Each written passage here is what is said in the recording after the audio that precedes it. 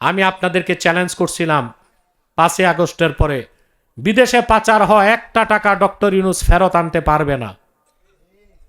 আমার চ্যালেঞ্জে আমি জিতছি না সরকার জিতছে? আমি আগেই বুঝেছিলাম ছোট ছোট চোর টাকা পাঠাইছে বড় বড় চোরের কাছে, আর বড় বড় চোর যারা ওরা টাকা ফেরত দেয় না, আরো গিলে খায়। তারপর যাদেরকে আপনারা দায়িত্ব দিছিলেন 18 মাস ছিল, নির্বাচন করায় ভাগছে, এরাও নাকি খুব চুরি করছে, কিন্তু এদের চুরিটা ছিল আধুনিক চুরি। এরা নগদে টাকা নেয় নাই, ক্রিপ্টো কারেন্সিতে টাকা নিয়েছে। কিসে টাকা নিয়েছে? বিটকয়েনে। এটা দেখা যায় না, এটা আর দেখা যায় না। শুনছি আসিফ নজরুল ভদ্র মানুষ, উনি নাকি 1000 কোটি টাকা চুরি করছে। ধরেন তাকে ঘেরাও করেন। চোর পালানোর পর দায়িত্ব দিলেন গৃহস্থকে, পান নাই, দিছেন আরেক সুদখোরকে।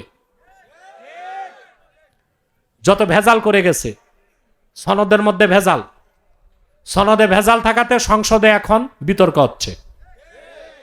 ট্রেজারি বেঞ্চ বলে একটা, অপোজিশন দল বলে আরেকটা। আকাম কুকাম করে গেছে সনদে, সবটাই ডক্টর ইউনূস আর আলী রিয়াজ। এই জন্য এখন বড় দ্বন্দ্ব হয়ে গেছে, সংবিধান সংশোধন হবে না সংস্কার হবে। সংশোধন হলে কি হবে, সংস্কার হলে কি হবে? সরকারি দল বলে একটা, বিরোধী দল বলে মানবা না, ওয়াকআউট। এইভাবে ওয়াকআউট করলে তো ওনাদের নাম হয়ে যাবে বাংলাদেশ ওয়াকআউট পার্টি। আমার দৃষ্টিতে ওয়াকআউট কোনো সমাধান না। মৌলিক পরিবর্তন করতে হবে সংবিধানকে। আমিও চাই, আমি চাই গোটা সংবিধানকে বদলানো হোক। এটা বদলানো দরকার, এটা বদলালেই দেশ ঠিক হয়ে যাবে। আর যেটা চাই, স্বপ্ন দেখি, বাস্তবে কবে হবে জানি না, সংবিধানের মাথায় লেখা থাক বাংলাদেশ সংবিধানের মূল উৎস হবে কোরআন আর সুন্নাহ। চান এটা? আজ হোক কাল হোক এই স্বপ্ন আমাদের পূরণ হবে। হতে পারে 100 বছর পরে, কিন্তু হবে ইনশাআল্লাহ।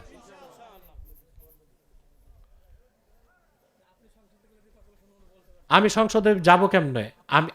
আমি নামাজ পড়বো। এখন নামাজ পড়তে তো আমাকে অজুর পানি লাগবে। এখন আপনি নামাজ পড়বেন, অজুর পানি নাই, গাভীর পেশাব দিয়ে অজু করে নামাজ পড়লে হবে? আমি এই পশ্চিমা গণতন্ত্র বিশ্বাস করি না, এটারে আমি সেরেক মনে করি। তবে যারা গেছে তাদেরকে আমি অ্যাপ্রিসিয়েট করি। যাক, নতুন তো সংসদ খালি হয়ে যাবে, ঠিক না? কিন্তু আমি আমার বয়ান ঠিক রাখবো খেলাফা।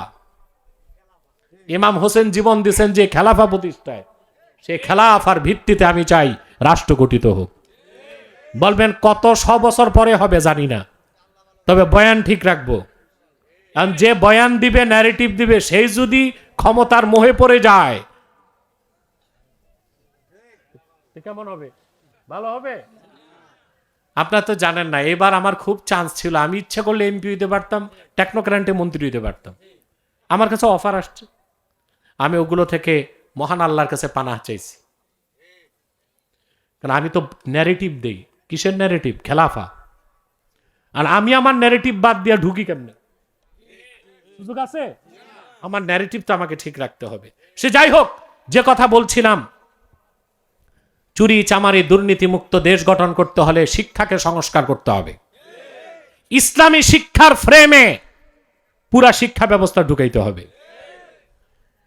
তো বলছিলাম, আগে বিজ্ঞান না আগে কোরআন? মিস্টার কিট মুর কোরআন শরীফের কয়েকটা আয়াত দেখে মাথা নত করে দিছে, সুবহানাল্লাহ। আমরা বাংলাদেশে যে শিক্ষা ব্যবস্থাটা দিছি, এই শিক্ষায় পড়াশোনা করে ভার্সিটি থেকে অলি আউলিয়াও বের হয় না, আবার নাম করা বিজ্ঞানীও বের হয় না। বলেন তো 100 বছরে বাংলাদেশে একজন বিজ্ঞানীর নাম? অথচ ঢাকা বিশ্ববিদ্যালয়ে গত বছর বরাদ্দ ছিল 21 কোটি টাকা গবেষণায়। তো কি গবেষণা করছে? কি পাইলাম আমরা? না আল্লাহ বুজুর্গ মানুষ পাই, না বিশ্ববিখ্যাত বিজ্ঞানী পাই, না নাম করা দার্শনিক পাই। যা পাই সব অফিসার। সব কি অফিসার? এত অফিসার দিয়ে কি করব? আমি বলে থাকি, আপনার দেখেন না, পৃথিবীর মানুষ শুরু করলো নৌকা দিয়া, এখন তারা সাবমেরিন বানায়। শুরু করছে কি দিয়ে, এখন কি বানায়? আর আমরা নৌকাতে শ্যালো মেশিন ফিট করে ট্রলার বানাইছি। এই হচ্ছে আমাদের উন্নতি। জাপান 100 বছর আগে রিক্সা বানাইছে, এখন তারা স্যাটেলাইট বানায়। আর আমরা ওই রিক্সায় মোটর ফিট করে টেসলা বানাইছি। এই হচ্ছে আমাদের গবেষণা।